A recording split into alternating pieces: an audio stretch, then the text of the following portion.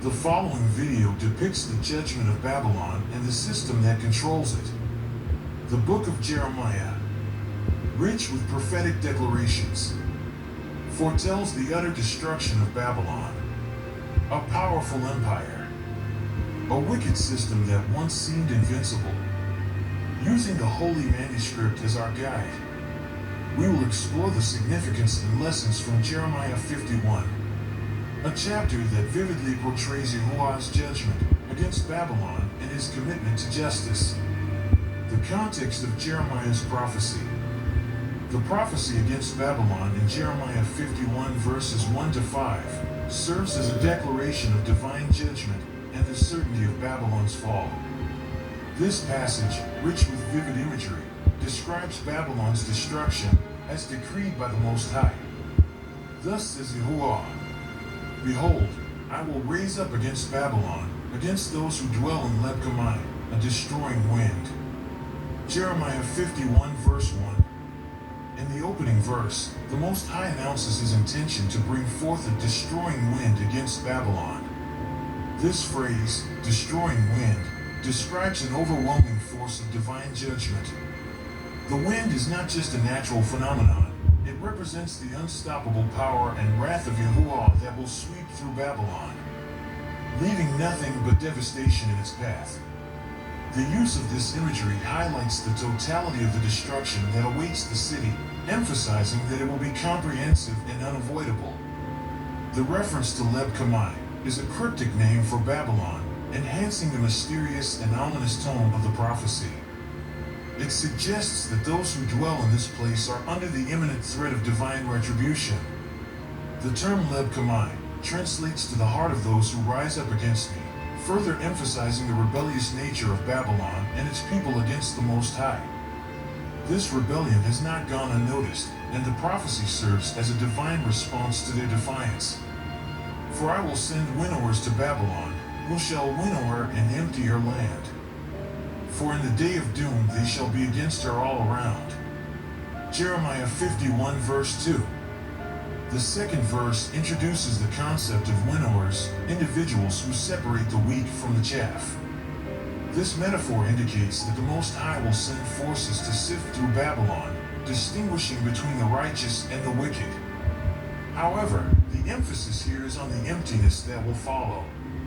The land will be emptied, signifying the complete removal of its people and the end of its prominence. The phrase "in the day of doom" reinforces the inevitability and the fixed nature of this judgment, highlighting that it is a predetermined event in Yahuwah's divine plan. "Against her let the archer bend his bow, and lift himself up against her in his armor. Do not spare her young men. Utterly destroy all her army." Jeremiah 51 verse 3. Here, the imagery shifts to that of warfare. The archer bending his bow and the warrior donning his armor describes the preparations for battle against Babylon. The command to not spare her young men and to utterly destroy all her army illustrates the totality of the impending destruction. This is not a selective judgment, but a comprehensive annihilation of Babylon's military might and its future generations. The prophecy makes it clear that there will be no mercy for Babylon. Its downfall will be absolute. "Thus the slain shall fall in the land of the Chaldeans, and those thrust through in her streets." Jeremiah 51 verse 4. The fourth verse paints a grim picture of the aftermath. The land of the Chaldeans, another name for Babylon, will be littered with the slain. The streets, once bustling with life, will be filled with those who have been deleted. This stark imagery paints a vivid picture of the completeness of the destruction. It is a stark reminder of the consequences of defying Yahuwah.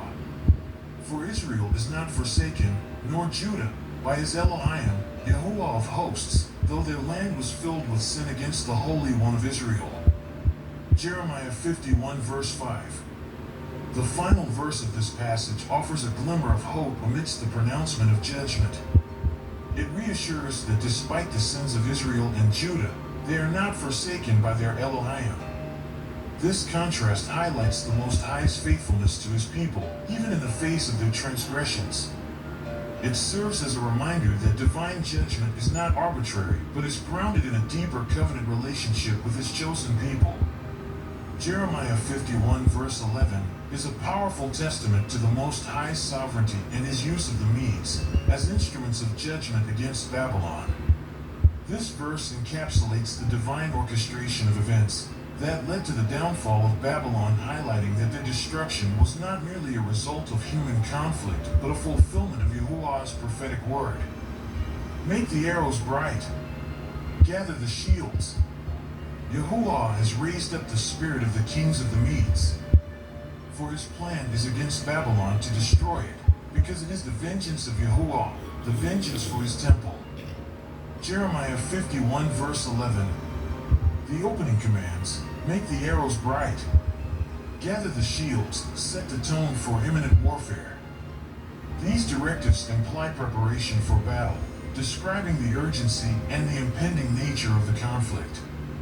The imagery of bright arrows and gathered shields suggests a well-prepared and formidable military force ready to execute a divine mission. The central theme of this passage is the Most High's sovereignty in raising up the Medes to carry out his judgment. The phrase, Yahuwah has raised up the spirit of the kings of the Medes, clearly indicates that their rise to power and their eventual conquest of Babylon were divinely ordained. It was not by mere chance or human ambition that the Medes would conquer Babylon, but by the direct intervention and will of Yahuwah. This highlights the broader biblical theme of Yahuwah using nations and leaders as instruments to fulfill his purposes. The verse goes on to explain the reason behind this divine judgment, for his plan is against Babylon to destroy it, because it is the vengeance of Yahuwah, the vengeance for his temple. Here, the motive for Babylon's destruction is explicitly stated as divine retribution. Babylon had defied the Most High and desecrated his temple, actions that demanded a response. The term vengeance emphasizes that this judgment is not arbitrary, but is a direct consequence of Babylon's actions against the sacred temple of Yahuwah. This divine vengeance is portrayed as just and righteous, reinforcing the idea that the Most High's judgments are rooted in his holiness and justice. This passage also serves to reassure the faithful that the Most High's plans are purposeful and ultimately serve his divine justice. Despite the apparent chaos and violence that might accompany the Medes' conquest, the underlying message is one of divine order and purpose. The Most High's sovereignty ensures that even the rise and fall of empires serve his ultimate plan. Moreover, the mention of his temple brings to light the deep connection between Yahuwah and his people. The desecration of the temple was not just an affront to a building, but an affront to Yahuwah himself and his covenant relationship with Israel. By avenging his temple, the Most High reaffirms his commitment to his people and his holy sanctuary, underscoring that he does not take such acts lightly. Jeremiah 51 verses 25 to 26 serves as a powerful proclamation of Babylon's complete and irreversible destruction. Once a mighty empire, Babylon will be utterly devastated, leaving no trace of its former glory.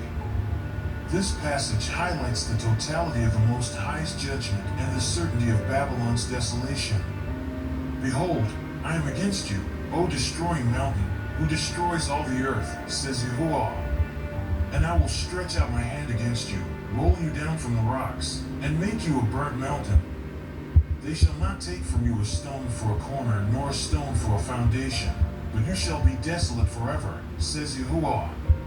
Jeremiah 51 verses 25 to 26. The verse opens with a direct declaration from Yahuwah. Behold, I am against you, O destroying mountain. The metaphor of the destroying mountain aptly captures Babylon's once formidable strength and dominance. Mountains are typically symbols of stability, strength, and permanence. By referring to Babylon as a destroying mountain, the Most High acknowledges its powerful and destructive influence over the earth. However, this same metaphor sets the stage for the pronouncement of its downfall. The Most High's intention to stretch out my hand against you signifies his active intervention in bringing about Babylon's destruction. The image of rolling down from the rocks and becoming a burnt mountain vividly illustrates the extent of the devastation. What was once a towering and unshakable presence will be reduced to rubble and ashes, symbolizing complete and utter ruin. The phrase, "They shall not take from you a stone for a corner, nor a stone for a foundation," emphasizes the irreversible nature of Babylon's desolation. In ancient times, the stones of destroyed cities were often reused to build new structures. Here, Yahuwah declares that Babylon's ruins will be so thorough that not even a single stone will be suitable for reuse. This total destruction underscores the finality of the Most High's judgment and the impossibility of Babylon's revival or reconstruction.